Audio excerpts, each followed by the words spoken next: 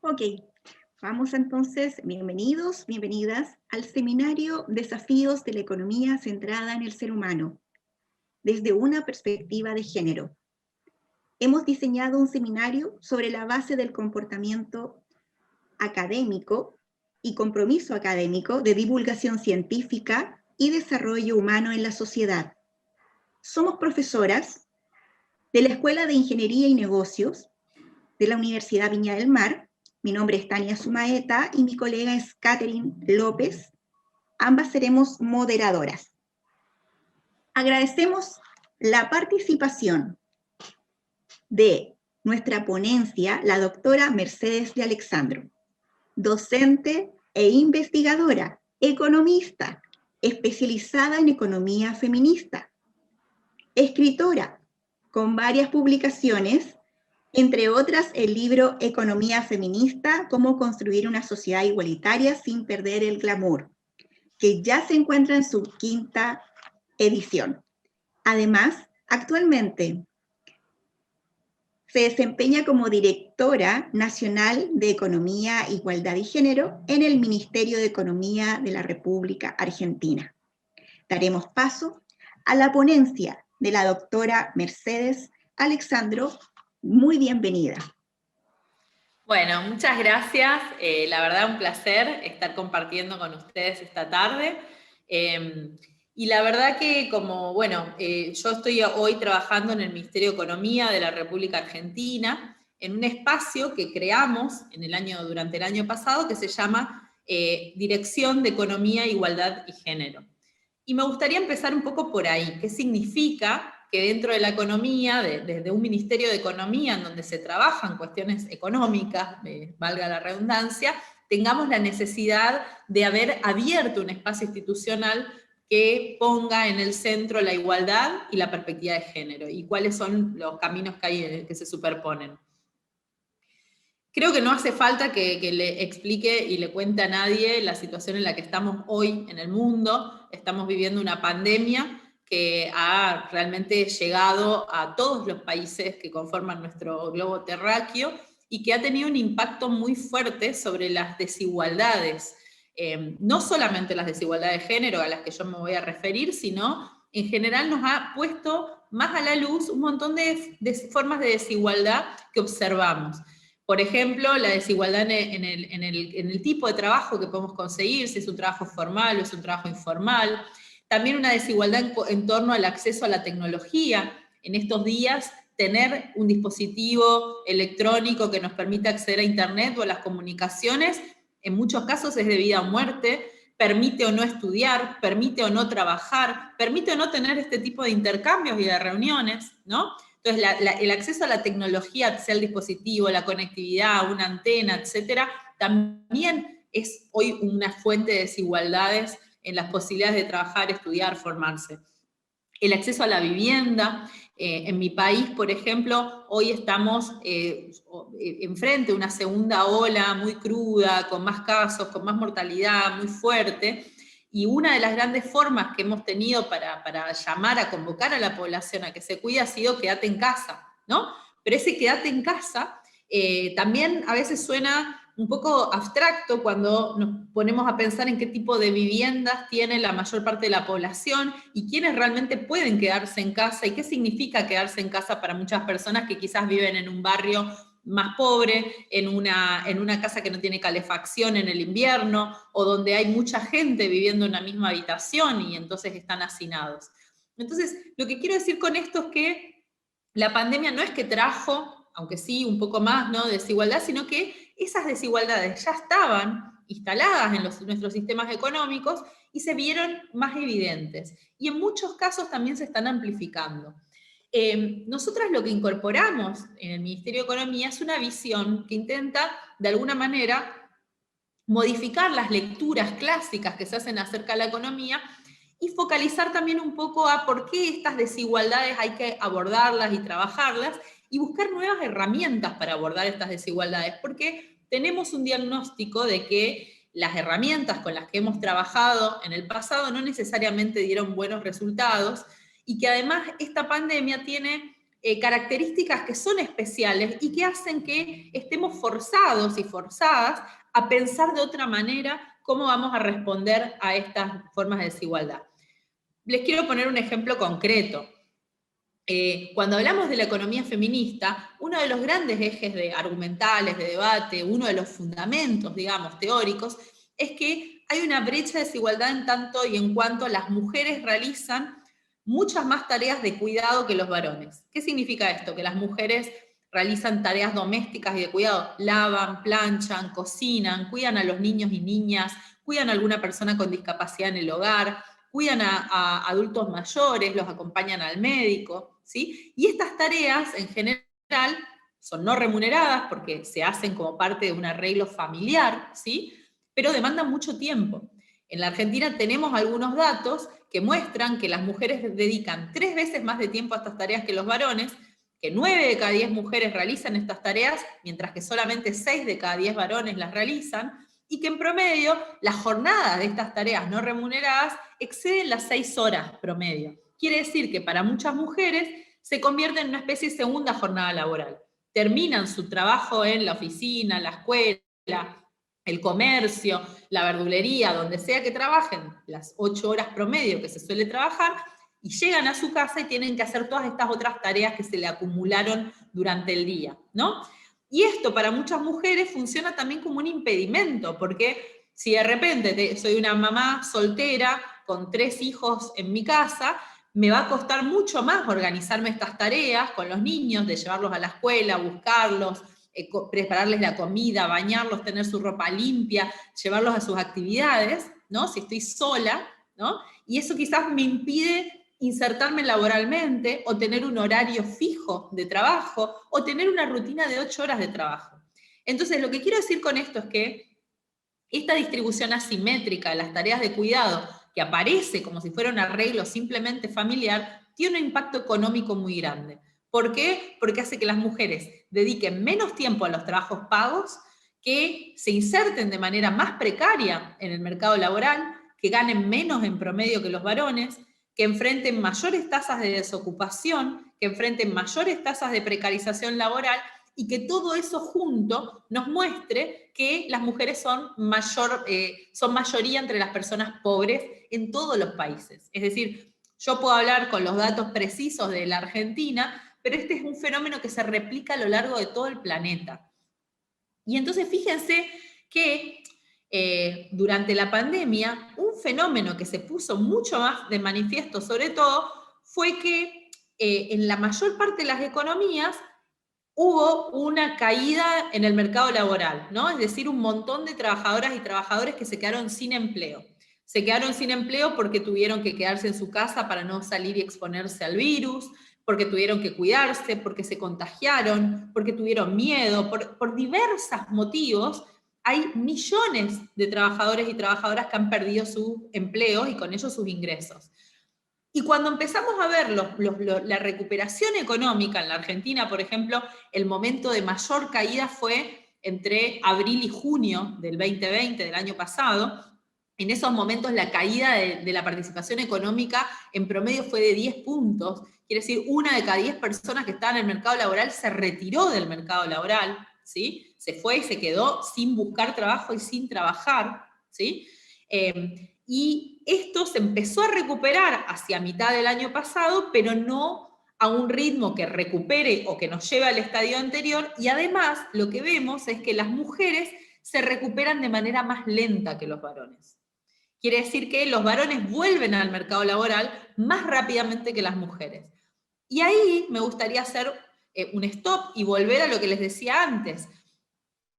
¿Por qué les decía que el trabajo de cuidados era importante a la hora de pensar este efecto de la pandemia?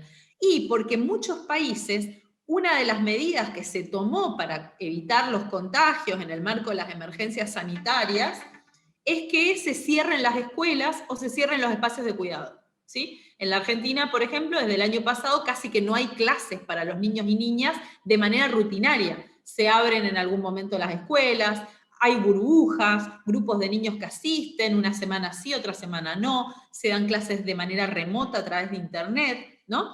Y esto ha sido un problema sobre todo para las mujeres, ¿Por qué? Porque ellas, antes de la pandemia, ya eran las encargadas de ocuparse mayoritariamente de acompañar a los niños, de cuidarlos, bañarlos, darles la comida, ayudarlos con sus tareas de la escuela, y ahora que pasan más tiempo dentro de los hogares, esa recarga es sobre las mujeres. Y entonces lo que nosotras observamos en un montón de mediciones que se han hecho de relevamientos de mujeres empresarias, mujeres rurales, sindicatos, el Instituto Nacional de Estadísticas y Censos, etcétera, lo que vemos es una sobrecarga de tareas de cuidado para las mujeres que está impidiendo que puedan sostener su proceso laboral. Es decir, una mujer que antes dedicaba 8 horas a su trabajo pago y 5 horas a su trabajo no pago, es decir, a cuidar a los chicos, a acompañarlos, etcétera, hoy quizás tiene 8 horas de trabajo pago y 8 horas de trabajo no pago en la casa. Y eso para muchas mujeres ha significado disminuir su productividad,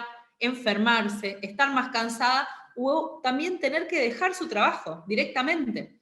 O bien, para las que no tenían un trabajo, les ha impedido poder ir a buscar un trabajo porque no tienen quien cuide a sus niños y niñas, porque no saben si van a poder hacerle frente a una demanda laboral que implique salir de su hogar mientras no tengan asegurado dónde van a estar esos niños y niñas y quién los va a cuidar. Entonces, no me quiero extender mucho más porque creo que el punto es más o menos claro y podemos después charlarlo un poco, pero lo que quería decir en términos muy generales es que cuando hablamos de economía, hay veces que nos olvidamos de que hay dimensiones que van más allá de lo económico numérico, ¿no? Más allá de los datos que podemos ver en la realidad, del precio del dólar, del valor de la moneda, de las exportaciones, de las tarifas de los servicios, de los precios del transporte o de los alimentos, y que tienen que ver también con cómo nos organizamos socialmente para producir.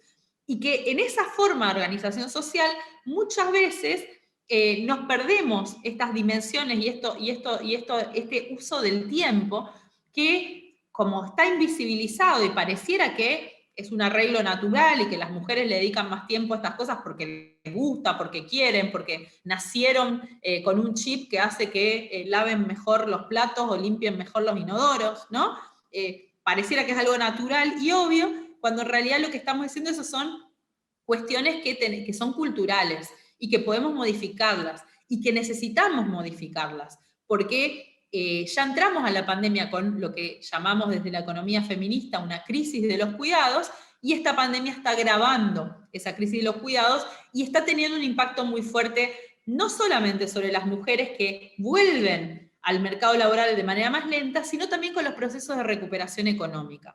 ¿Por qué digo esto? Porque si nosotros tenemos familias en las cuales necesitamos 2 ingresos para salir adelante y sostenerse, pero hay uno de los ingresos que no vuelve, hay una persona en ese hogar que no vuelve al trabajo, bueno, ese hogar hoy es más pobre. Si hablamos de una familia en que hay solamente una persona al mando y esa persona tiene problemas de empleabilidad, entonces estamos hablando de mayor pobreza. Entonces lo que quiero decir con esto es que si no entendemos que estos fenómenos están conectados, tampoco vamos a encontrar buenas soluciones a estos procesos. Nosotras desde la Dirección de Economía y Género venimos trabajando con 3 lineamientos especiales. Y con esto termino para charlar un poquito entre todas. Por un lado, fortalecer y reconocer las tareas de cuidado. ¿Qué significa? Que estas tareas que se realizan en el interior de los hogares las tenemos que tener en cuenta cuando pensamos en las políticas públicas. Esto es un desafío, porque las herramientas de la economía no están preparadas para integrar este tiempo, este uso del tiempo privado en la casa, en el hogar, ¿no? Entonces tenemos que empezar a ver cómo relevamos datos, hacemos diagnóstico, formulamos nuevas políticas y rediseñamos políticas que utilizamos para incorporar la dimensión de los cuidados como algo que es central a la vida, que es central al sostenimiento del tejido productivo. Sin que haya una persona que limpie, lave, cuide, arregle, ordene, nadie puede salir de su casa a trabajar. Entonces esto tenemos que entenderlo como parte del tejido productivo. Por otro lado, nosotras planteamos que en general los modelos económicos y la visión de la economía, cuando piensa en procesos de recuperación o reactivación económica, está pensando en las inversiones que generan mayor producción y mayor empleo. Por ejemplo, en las inversiones de obra pública, en la construcción de puentes, de carreteras, de hospitales, de escuelas, ¿sí? o en la industria, en los procesos de producción y tecnología, en las exportaciones, en la energía, en la extracción de los minerales, y todos esos segmentos que yo mencioné están masculinizados en el empleo. Quiere decir que cuando el Estado inyecta dinero, recursos y pone en movimiento esos sectores productivos, está primero resolviendo un problema de empleo, pero masculinizado. Entonces, no es que nosotras no queremos que haya empleo de varones, sino que lo que tenemos que buscar es también cómo esos sectores que van a estar con mayor inyección de dinero y con mayor estímulo desde el Estado, incorporan en sus filas también a las mujeres y abren de alguna manera una dimensión en la cual las mujeres puedan ser también protagonistas de la reactivación económica. Y finalmente, y esto creo que está muy en hilo con los acontecimientos que se están viviendo hoy en Chile, con esta elección en la cual hoy hay tantas mujeres que van a estar escribiendo esta nueva constitución, nosotras venimos trabajando desde el Ministerio de Economía junto a un montón de mujeres de diversos espacios del gobierno nacional en un grupo que se llama Mujeres Gobernando. Mujeres Gobernando es un espacio en el cual estamos mujeres que estamos en el gobierno, en el Ministerio de Economía, de Turismo, de Cultura, de las mujeres, de la asistencia social, de los impuestos, etc. Y en ese grupo trabajamos en conjunto para que la perspectiva de género sea transversal a todas las políticas públicas. En la Argentina hoy tenemos un Ministerio de las Mujeres, Géneros y Diversidad, pero entendemos que no empieza y se acaba ahí la política de género. El Ministerio de las Mujeres es de alguna manera nuestra casa, en donde se ordenan las prioridades, en donde se ordenan los objetivos que queremos de política en conjunto, pero lo cierto es que nosotras queremos que toda la administración pública nacional, todo el Estado, tenga perspectiva de género. Y no podemos pedir que haya perspectiva de género sin que haya mujeres gobernando, mujeres tomando decisiones, mujeres pensando, y por eso digo que me parece muy interesante y muy importante que en este proceso en el cual hoy Chile tiene que reformular una constitución, tiene que pensar cómo va a ser la sociedad en la que quiere vivir y cambiar el foco y trabajar en una sociedad más humanista, una sociedad en la cual haya más igualdad, en la cual haya una participación más plena de todas las personas que forman parte de ella, creo que es muy relevante y me entusiasma que tengamos la posibilidad de intercambiar un poco experiencias y poder ir viendo qué podemos aprender mutuamente entre países que estamos tan cercanos y que somos tan hermanos y hermanas, ¿no? Nos limita una hermosa cordillera, pero que creo que tenemos una linda oportunidad por delante de poner en valor las experiencias que hemos tenido en la Argentina y las experiencias que van a tener en Chile a partir de todo este proceso de escritura de esta constituyente, que seguramente va a abrir debates que hoy por ahí ni se los imaginan, ¿no? Y que va a ser un proceso realmente pionero e histórico para toda la región latinoamericana. Así que bueno, en eso solamente para finalizar, ponerme a disposición para los debates y los espacios en los que podamos aportar con las experiencias que hemos podido desarrollar en la Argentina y específicamente en los temas de economía que son los que nosotras venimos trabajando. Así que bueno, dejo acá para seguir charlando con Tania y con Caterina. Gracias, Mercedes. Tremenda ilustración con respecto a la economía feminista y cómo pretende, en el fondo, generar un contrapunto, ¿verdad?, de la sociedad tradicional. La primera pregunta tiene que ver con tu libro de economía feminista, cómo construir una sociedad igualitaria sin perder el glamour. En la página 16 planteas lo siguiente: uno mira a su alrededor y siente que hay cosas que están mal. Un niño debería poder comer. Aquella chica debería poder conseguir un empleo. Este hombre que trabajó toda su vida debería poder jubilarse. En este contexto, ¿qué propone la economía feminista frente a este dilema que es económico y contemporáneo? Bueno, creo que justo viene al caso de lo que estábamos charlando, ¿no? De la desigualdad y los efectos de esa desigualdad. Me gustaría poner en contexto también que ese libro, el de Economía Feminista, yo lo escribí viviendo en Estados Unidos. Y no solo estaba viviendo en Estados Unidos cuando lo escribí, sino que estaba en el medio de la campaña en la que gana Donald Trump, ¿sí? estaba en ese momento un proceso de internas en las cuales se estaba debatiendo si el candidato iba a ser Bernie Sanders o iba a ser Hillary Clinton, que finalmente ganó Hillary Clinton, y luego se dio esta elección que marcó toda una época también a nivel más allá de Estados Unidos, ¿no? Tuvo un impacto bastante grande lo que fue la presidencia de Donald Trump, y bueno, lo vemos ahora también con el cambio que ha significado que vuelva en los demócratas en la figura de Joe Biden, que además está trayendo cosas medio progresistas, medio inesperadas en algunos casos, por la positiva, ¿no? Pero entonces, lo que quiero decir con esto es que había un debate muy grande en Estados Unidos acerca de la desigualdad en ese momento, entonces eso también es como remite a ese paisaje en el cual yo estaba inmersa, pero yo creo que ese paisaje, como decía al principio de esta conversación, se fue recrudeciendo con la pandemia, ¿sí? Hoy a nivel mundial la pobreza está en aumento. En mi país hemos experimentado un aumento de 6 puntos de la pobreza, eso es muchísimo, son millones de personas que han caído en la pobreza producto de la pandemia. A eso se le suma el desempleo, la informalidad laboral, bueno, además también de la enfermedad, los efectos psicológicos que tiene la pandemia en muchas personas por todo lo que provoca el encierro, el miedo, la incertidumbre, el temor, también la pérdida de vinculación afectiva en muchos casos, porque a muchas personas le ha significado un aislamiento de un tiempo muy prolongado, de no poder encontrarse con su familia, con sus amigos. Entonces, yo creo que de alguna manera esa desigualdad que está descrita en ese breve pasaje que leías, Tania, de que es inconcebible que en un planeta en donde se producen tantos alimentos haya niños y niñas que no accedan a ellos, es inconcebible que en un mundo en el cual, bueno, no sé, yo no puedo...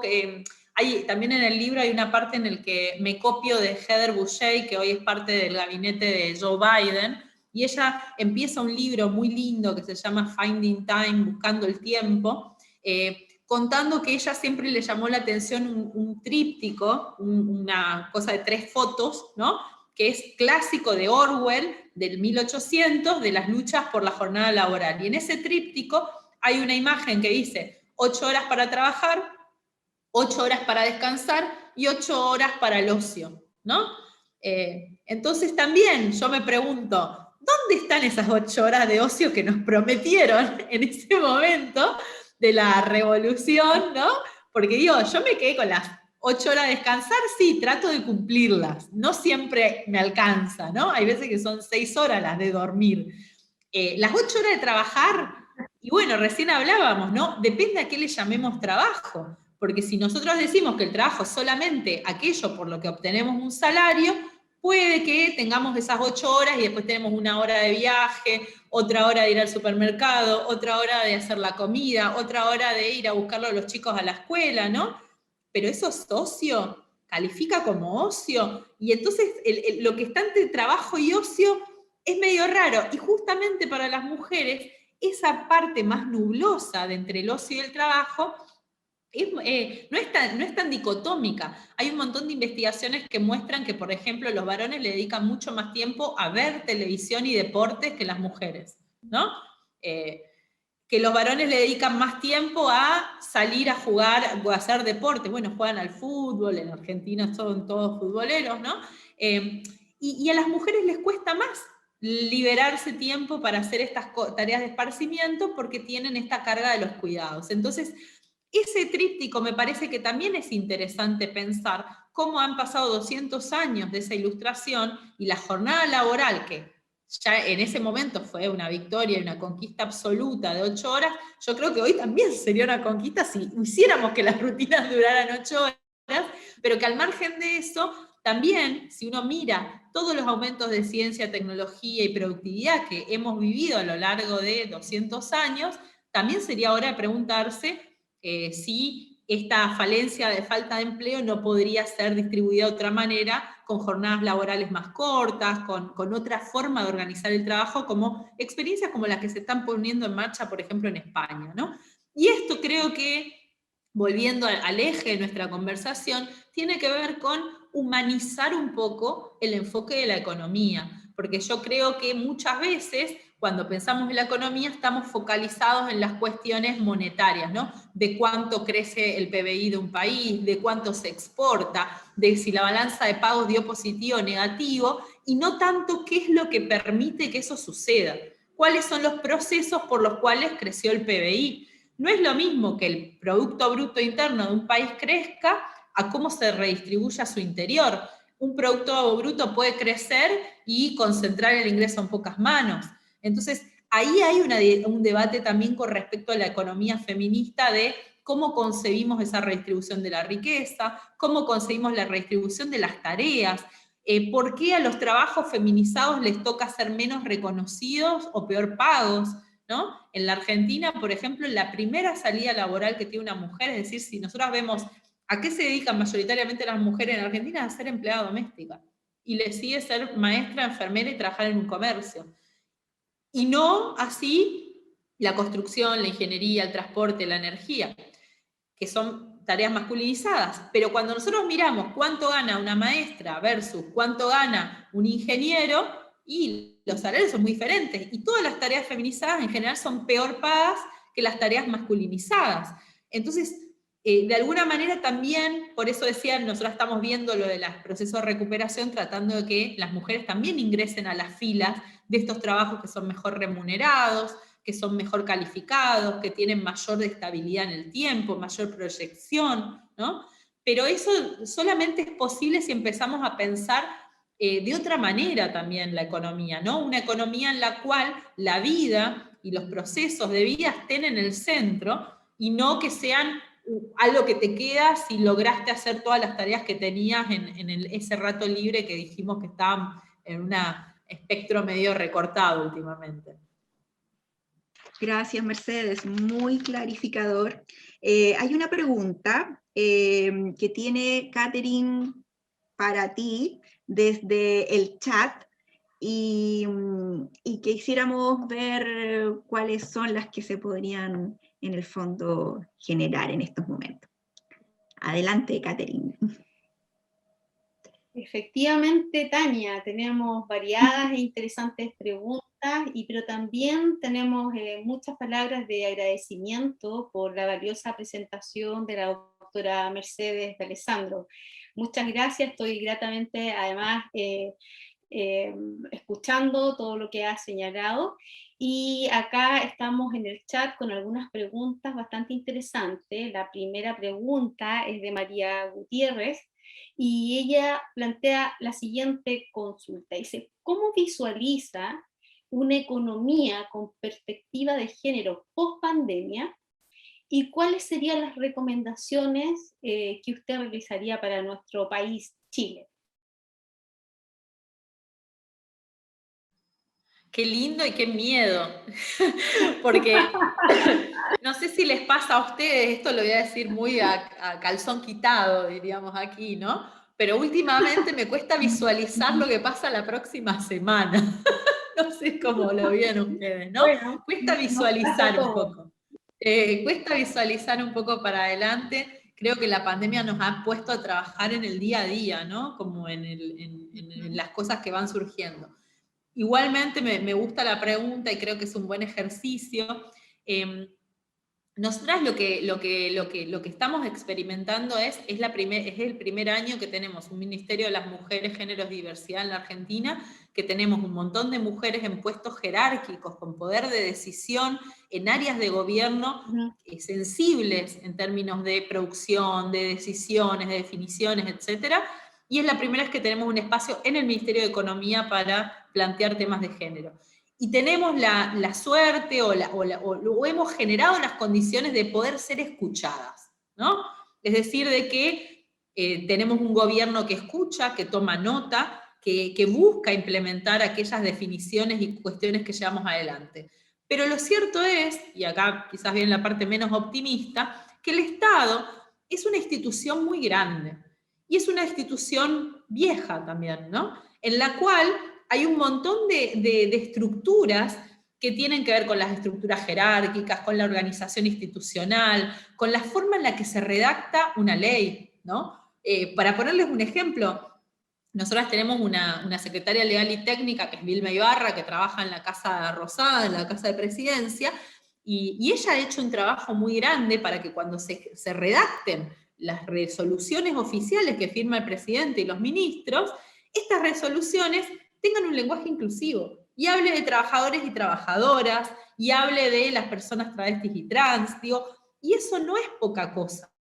Y les digo, ¿por qué no es poca cosa? Porque nosotros tenemos leyes, por ejemplo, que hablan de trabajadores en masculino o trabajadoras en femenino, y que, para hacerles muy clara, hay una ley que está redactada en femenino que habla de hasta cuántas trabajadoras mujeres tiene que tener una empresa para estar obligada a tener una guardería o jardín de infantes al interior de la empresa, ¿no? Y eso está redactado en femenino, como si los varones no pudieran tener hijos y necesitar una guardería dentro de una empresa. ¿Se entiende lo que quiero decir? Digo, porque no es la discusión que a veces se dice, bueno, de que si usamos la E, la X, la O para el género, no sé qué. Estoy hablando de algo que tiene que ver con, tiene consecuencias el hecho de que esté redactado con una A o con una O al final a la hora de implementar y llevar adelante una política. Y eso como un ejemplo muy simple. Lo que quiero decir es que yo sinceramente siento que esta transformación que estamos dando, como el Estado es un sistema tan amplio, tan grande y tan elefantiósico, ¿no? Creo que lo vamos a empezar a notar en sus resultados quizás en 2 o 3 años, que no van a ser resultados muy rápidos, ¿no? Como que digo, si yo me imagino la pospandemia, ahí depende a qué le llamemos pospandemia, porque en un punto ya creíamos que estábamos entrando a la pospandemia y parece que no. No sé, digo, me río, pero la verdad que es bastante trágico, ¿no? Todas las cosas que estamos viendo que pasan, no sé, en países como la India. Bueno, hoy en Argentina recién se acaban de anunciar que hubo 30.000 casos, es una cosa, que pasamos los 30.000 casos, es realmente una situación pero lo que sí estamos haciendo y lo que sí estamos siendo muy conscientes es de que hay que transformar esas herramientas institucionales del Estado. Nosotras, por ejemplo, el año pasado trabajamos en un presupuesto con perspectiva de género. El presupuesto es como un Estado organiza los recursos que tiene, cómo los va a invertir o gastar, ¿no? Entonces, el estar trabajando y ver qué programas cierran brecha de desigualdad, cómo hace el Ministerio de Educación para trabajar en cerrar brecha de desigualdad, cómo hace el de Cultura, el de Turismo, el de Economía, etcétera, el enseñarles cómo es una política pública con perspectiva de género, cómo se tiene que escribir, cómo se tienen que evaluar los resultados, cómo se tienen que monitorear los proyectos. Ese es un proceso que realmente a nosotros nos tomó un año llevarlo adelante, pero que entendemos que es una herramienta muy poderosa y que este año cuando nos volvamos a sentar a hacer todo el proyecto de los presupuestos próximos para el año que viene, vamos a tener un montón de información. Ya sabemos que hay 55 programas que cierran brecha de desigualdad. Sabemos cuánto dinero está depositado ahí. Sabemos cuáles funcionaron y cuáles no, porque tenemos la ejecución presupuestaria. Sabemos el impacto que tuvieron, si fueron buenos o no, si sirvieron para sus fines. Y eso nos va a permitir poder recapitular sobre eso y decir, bueno, en realidad esto lo tenemos que ampliar, esto nos sirvió, aquí deberíamos sumar otra cosa. Todos estos ministerios que no pudieron trabajar el año pasado en perspectiva de género, ¿qué van a hacer este año? ¿Cómo se van a sumar? ¿Tuvieron tiempo para prepararse? ¿Se entiende? Entonces, en ese sentido, yo creo que la transformación de las herramientas, por eso decía lo de la constituyente también, ¿no? Porque es una posibilidad de forjar nuevas herramientas, de trabajar con nuevas herramientas desde lo legal, desde lo técnico, desde lo económico. Nosotras, por ejemplo, mañana nuestro equipo de la dirección empieza un curso como con la CEPAL, que bueno, ustedes deben saber porque CEPAL tiene ahí su fama en Chile, para trabajar con todas las provincias que componen la Argentina, que son 24, con la capacitación para que las ministras, secretarias, subsecretarias, etcétera, de cada provincia, mujeres además contactamos porque queríamos que sea algo bien focalizado, aprendan y fortalezcan sus áreas de creación de indicadores con perspectiva de género. Es decir, esto, que no solamente el Estado Nacional, digamos, tenga herramientas de gestión feminista, como le decimos nosotras, sino que también las provincias. Entonces, así como hicimos un presupuesto nacional con perspectiva de género, estamos trabajando para que las provincias hagan sus presupuestos provinciales con perspectiva de género. Así como establecimos unos lineamientos de indicadores con perspectiva de género a nivel nacional, estamos trabajando para que las provincias también lo hagan, y que además tengamos técnicas similares para poder dialogar entre todas. Y eso, de alguna manera, no solamente nos fortalece las herramientas técnicas, que son fundamentales, sino que además nos sienta a una misma mesa, nos hace hablar de estos temas entre nosotras, nos hace aprender de las experiencias de la compañera que está al lado. Yo lo digo, estamos en el marco de una universidad, ¿no? Y por ahí esto es muy de la gestión cotidiana, pero también para entender la universidad también produce conocimiento, y es un caudal de pensamiento, de debate, de revisión técnica, de evaluación de proyectos, de evaluación de teoría. Digo, y en ese sentido yo creo que esta pandemia, si hay algo bueno que le podemos sacar, es la posibilidad de replantearnos las herramientas con las que veníamos abordando los problemas de la desigualdad y mejorarlas. Y yo creo que ahí visualizo una pospandemia feminista, desde el lado que me toca hoy, que es el Estado, de tener herramientas de política pública que permitan cerrar brecha de desigualdad. Si me pusieran el rol de activista, que era el que me tocaba antes, o de escritora, digamos, de entender que hay más mujeres como protagonistas también de estos cambios, ¿no?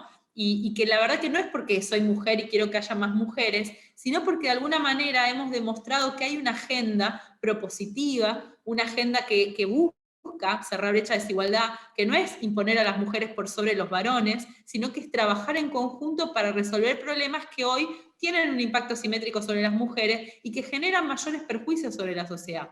Entonces, en ese plano creo, y me atrevo a decir que esa experiencia de escribir una herramienta como es una constitución, que es una herramienta legal, que va seguramente a ampliar derechos, que seguramente va a ser un caudal de debates para trabajar en cada una de las secciones del trabajo, la vivienda, la tecnología, el acceso a los diversos derechos que hay garantizados por una constitución. Creo que eso ya es una sociedad feminista, que eso ya es una pospandemia, entre comillas, aunque no le pongamos una fecha tan exacta de calendario, y que podemos pensarlo como los debates de la pandemia y de la pospandemia, esas transformaciones que tienen que ver con las herramientas que tenemos para gestionar los gobiernos. Y digo más, yo sé que en Chile quizás la concepción de cuál es el rol del Estado no es la misma que tenemos en la Argentina, pero sí creo que también el rol del Estado frente a la pandemia se ha transformado a nivel internacional. Yo creo que en ningún lado la gente, la sociedad dijo, no, que el Estado no haga nada, que no se ocupe, que no me mire, sino que al contrario, la sociedad le ha salido a demandar a los Estados que haga algo, que garantice derechos, que garantice alimentos, que garantice escuelas remotas, que trabaje para darle acceso a las personas al cumplimiento de sus derechos básicos, ¿no? Ha habido una fuerte demanda de las sociedades a sus gobiernos para que trabaje. Y entonces creo que se está fortaleciendo un poco el rol del Estado y que eso también es parte del debate post o pandémico de cómo queremos que la sociedad trabaje. Gracias, Mercedes. Como tú lo dices, en nuestro país este proceso de nueva constitución es súper importante y el haber logrado la paridad en los constituyentes nos tiene muy contentos como país porque es un gran paso. Y bueno, muchas gracias por todo lo que tú planteas en esta materia. Y también tenemos acá otras preguntas, Mercedes, que tenemos acá en el chat al doctor Leopoldo Briones, que está de panelista, y nos plantea lo siguiente: la economía familiar versus macroeconomía, ¿cómo desarrollar una gestión de lo público considerando las necesidades de desarrollo de la ciudadanía? Aquí además el profesor plantea una reflexión. Dice, la crisis de la pandemia es la visibilización, la visibilización de los más vulnerables de la ciudadanía, y que a su vez esto demuestra la inoperancia que se ha generado de cierta medida en los gobiernos de Latinoamérica. Eso lo plantea como una reflexión. Y por último dice, por ello creo que lo que debemos tener presente es una redefinición del Estado, cómo desarrollar políticas económicas considerando redefiniciones del Estado, termina con esa pregunta. Así que, doctora Mercedes, te dejo la palabra. Sí, yo coincido en parte que necesitamos por eso decía que el Estado está tomando cierto protagonismo y que eso le demanda también que tome ciertas redefiniciones, como dice acá el profesor. Yo creo que el Estado son muchos estados, que no hay un Estado. No, yo ponía recién el ejemplo que nosotros estamos trabajando con las provincias, que son... pero también estamos trabajando con los municipios, que es como un poco más abajo, ¿no? Y cada una de esas partes son parte del Estado, porque el Estado es, digamos, el enjambre, el entramado de todos estos espacios que dialogan entre sí. Entonces, cuando yo hablo de Estado, de alguna manera estoy pensando en todos esos órganos que tienen que ver con la provisión de servicios y bienes públicos, que tienen que ver con la resolución de problemas. Ahí sí tomo lo que dice de lo de la macroeconomía. Cuando uno está en un ministerio de economía como es a nivel nacional, la visión de los problemas es macroeconómica, por supuesto. No estamos yendo a la puerta de la casa, del hogar, abriendo y espiando por la cerradura a ver qué es lo que está sucediendo, aunque sí de alguna manera nos nutrimos de quienes sí están más en los territorios para poder entender un poco mejor. Digo, hay muchas dimensiones de la política pública en la cual se juegan estas cosas. Un ejemplo muy claro es las políticas públicas que son universales versus las focalizadas, ¿no? Ustedes tuvieron, al igual que en Argentina, un ingreso familiar de emergencia. Ese ingreso familiar de emergencia estaba destinado a grandes sectores poblacionales que cumplían con determinados requisitos. En el caso de Argentina era específico para trabajadores y trabajadoras de la economía informal y alcanzó a 9 millones de personas. En Argentina son 47 millones los habitantes, es decir, casi un 20% de personas recibieron el ingreso familiar de emergencia. Y esto fue una medida universal en sus características. ¿Qué significa esto? Que vos entrabas a una página web y de acuerdo a si cumplías o no cumplías con las características, te tocaba este ingreso, esta transferencia monetaria o no, ¿sí? Y ahí, de alguna manera, era dentro del esquema de trabajadores informales, era universal, ¿no? No era dentro del esquema de trabajadores informales, vamos a priorizar a aquellos trabajadores informales que estén en tal rama de actividad y que tengan tal o cual edad. ¿Se entiende lo que quiero decir? Es como, bueno, nosotros una vez que hicimos el ingreso familiar de emergencia, por supuesto tuvimos también un mapa mucho más grande de lo que era el mercado informal en la Argentina, con lo cual, después de 6, 7 meses de haber trabajado con ese ingreso familiar de emergencia, que era muy costoso también en términos dinerarios para el Estado Nacional, se empezó a trabajar en mirar qué es la información que habíamos recolectado con ese ingreso y empezar a trabajar con políticas más focalizadas sobre esto. Es decir, no tenemos suficiente dinero para repetir el IFE, el ingreso familiar de emergencia, porque es muy amplio, porque es muy grande y porque además cambió la composición durante el año de quiénes pueden trabajar y quiénes no, y cuáles fueron los motivos de su salida o entrada al mercado laboral en la pandemia. Pero lo cierto es que nos sirvió para empezar a mirar focalizadamente cuáles eran las poblaciones dentro de las que habían recibido el IFE más vulnerables. Entonces, por ejemplo, detectamos que más del 60% del IFE había ido a jóvenes menores de 35 años y el 28% había ido a jóvenes de entre 18 y 25 años. Entonces, la Argentina tiene, por ejemplo, un programa que se llama Progresar, que consiste en becas para estudiantes que tienen que terminar la secundaria, que van a empezar una carrera universitaria o una carrera de capacitación, un oficio, y les da una asignación monetaria. Y como vimos que había 2 millones de jóvenes en el IFE que estaban en una situación de mucha vulnerabilidad, de pobreza, de precarización, sin posibilidad de conseguir empleo, entonces lo que se hizo fue ampliar ese programa Progresar para que pudieran llegar otros jóvenes. Lo mismo pasó cuando identificamos que había muchas personas que, por ejemplo, trabajan en comedores populares, es decir, en espacios en los cuales son mujeres que preparan comida y le dan alimento a aquellos que han perdido sus ingresos o que no tienen la posibilidad, ¿no? Y esto lo estaban haciendo bajo distintas formas y modalidades, algunas como trabajo voluntario, otras con un trabajo, con un salario que la paga la mitad del Estado y la mitad de una organización de la sociedad civil. Y entonces a partir de eso también se creó un programa especial que lo que hace es reconocer esto como un trabajo, como el trabajo de cuidados sociocomunitarios, que es todas las personas que trabajan en los comedores y merenderos que dan de comer en la Argentina se alcanzó casi 11 millones de personas a las que se le asistió con alimentos durante la pandemia en el momento más difícil, es decir, un cuarto de la población de Argentina casi.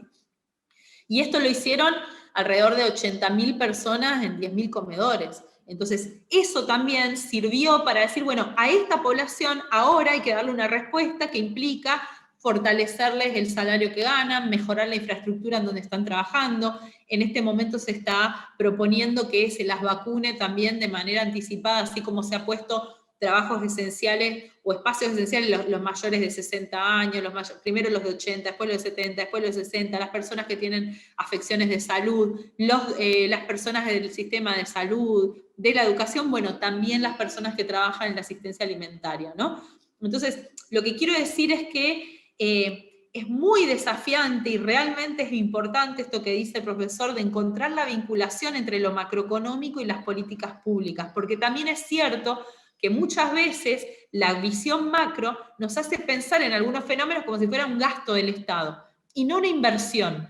¿Por qué? Porque si yo no le doy este dinero, por ejemplo, a estas mujeres en los comedores, si lo quisiera hacer de manera privada, esto saldría muchísimo más caro. Muchísimo más caro salía. Y además también no me aseguraría de que esto llegue a destino, y quizás eso después lo recibiría como un impacto en aumento de la pobreza, de la desocupación, de la mortalidad, de las mayores afecciones. Entonces, desde lo macro, quizás no vemos eso que sucede en el foco de la comunidad. Y eso yo coincido con este profe que hablaba recién, es lo que tenemos que empezar a mirar con mucha más atención, con la lupa puesta en esos procesos micro.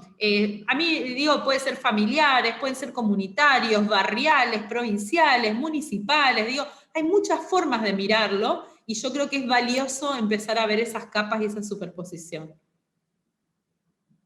Muy interesante todo lo que nos comparte Mercedes. Queremos, en honor al tiempo, hacer la última pregunta. Sabemos que tu agenda es bastante ocupada, pero no queremos perdernos tu visión sobre una pregunta que se enmarca en el contexto de la educación superior, en el contexto de la formación universitaria. Y esta pregunta dice lo siguiente: ¿cuáles son los desafíos que usted visualiza para las instituciones de educación superior en el marco de contribuir a una economía con perspectiva de género? No conozco cómo son las currículas en Chile, pero en la Argentina tenemos muy pocas materias que introducen la perspectiva de género como un tema, como un tópico, ¿sí? En los últimos años han aparecido materias en carreras de economía, de contadoras, de administración, de ciencias sociales, de ciencias políticas. También han aparecido diplomaturas, carreras universitarias, posgrados, ¿no? Con temas de género. Entonces yo creo que todavía tenemos mucho que trabajar en ese ámbito. Y también en la inclusión de textos y literatura escrita por mujeres. Yo, la verdad que estudié economía en la Universidad de Buenos Aires, que es una de las más grandes y más prestigiosas de mi país. Hice también un doctorado ahí, y lo cierto es que en toda mi carrera formativa leí solamente 2 mujeres, Rosa Luxemburgo y Joanne Robinson, ¿sí? Y después sí, leí algunas mujeres salpicadas entre papers. Eso atiende a 2 fenómenos. Por un lado, que no ha habido muchas economistas mujeres, de las cuales diga, bueno, no es que había 900.000 y nadie me dio ni una. Había muy pocas, porque estamos hablando también de épocas en las que las mujeres no accedían a la educación superior. En muchos países la educación superior fue algo de llegada tardía para las mujeres, ni hablar de tener una profesión, una carrera, escribir un paper, escribir un libro, tener una cátedra a cargo, etc. Entonces, ahí también la producción científica de las mujeres ha pegado un salto en las últimas décadas, que yo creo que se va a empezar a incorporar también a las mujeres como profesoras, como creadoras de teoría, como creadoras de debate, como personas, digamos, formadoras de teoría y de opinión, y al mismo tiempo también tenemos que empezar a implementar la perspectiva de género de manera transversal en los tópicos que analizamos, ¿no? Yo puse acá el ejemplo de la economía, pero lo cierto es que no da lo mismo hablar de desempleo que mirar el desempleo que enfrentan las mujeres y que enfrentan los varones. En el caso de la Argentina, por ejemplo, las mujeres menores de 29 años triplican el nivel de desempleo al promedio de la población. Entonces, si yo entiendo que ahí hay 3 veces más desempleo, y bueno, debería ponerme a mirar qué es lo que pasa en este segmento para poder abordarlo. Entonces, no es un capricho simplemente de hacer un cuadro de Excel con 2 columnas, sino que tiene que ver también con mejorar la política que voy a apuntar ahí. Leía por ahí algo, una cuestión del tema del asistencialismo, no sé qué. Hay debates que son importantísimos. Yo creo que en Latinoamérica hace mucho tiempo que estamos dándonos este debate, y que por supuesto estamos todos pensando en que tenemos que generar empleo. Ahora, decir hay que generar empleo es más fácil que hacerlo, ¿sí? Venimos de muchos años de que la creación de empleo realmente es problemática, y lo hablamos hace un rato, ¿no? Hay distintas visiones acerca de lo que es el empleo del futuro, la automatización, digo, ahí tenemos que darnos un debate muy serio sobre qué es el trabajo, de qué manera se lleva adelante el trabajo, cuáles son sus condiciones, porque si no también entramos en una falsa dicotomía entre asistencialismo y un trabajo que nunca aparece. Entonces, desde ya que el asistencialismo no es una solución en el mediano ni en el largo plazo, es un parche, ¿no?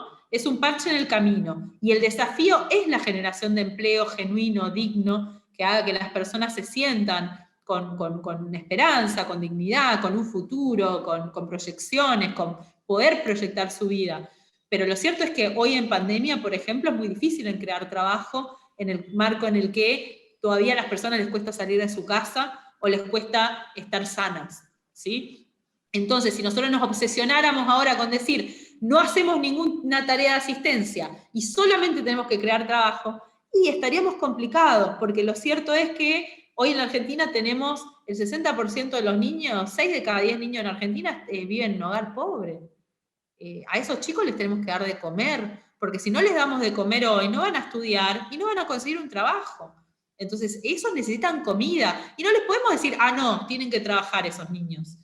Y los padres o madres de esos niños muchas veces no tienen tampoco acceso a un empleo por un montón de motivos, y en pandemia quizás también se le obstaculiza más. Entonces, hay una cuestión de asistencia que es de la emergencia, que desde mi punto de vista es necesaria, que desde ya entendemos que no soluciona, y que los planes son de constitución de empleo, pero además también hay que pensar que no es tan fácil en este contexto hablar de empleo cuando lo que estamos viendo en toda Latinoamérica es un retroceso de los empleos registrados y no registrados en todos los países del mundo, en todos los países del mundo. Y que la manera de pensar en la generación de empleo, otra vez, es con una gran inversión del sector público, porque los privados no están hoy, salvo algunas ramas en particular, y que muchos estados no tienen la posibilidad tampoco. Entonces, ahí a mí me parece que sí es muy, muy interesante ese debate, y es un desafío gigantesco, porque entiendo que hay que hacer las dos cosas al mismo tiempo, y los recursos no son tan fáciles para llevarlos al mismo tiempo. Y entonces también hay que medir muy bien los tiempos de implementación, ¿no? Como tratar de que las transiciones nos vayan llevando por ese camino. Ya es como creo que es muy hilar muy fino, ¿no? Pero creo que ahí hay un desafío bien, bien importante que tenemos que ponernos a trabajar. Así es.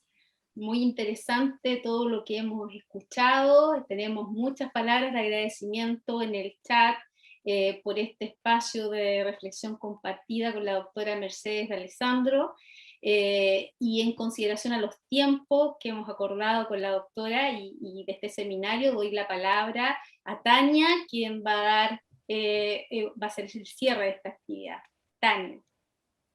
Muchas gracias, Catherine.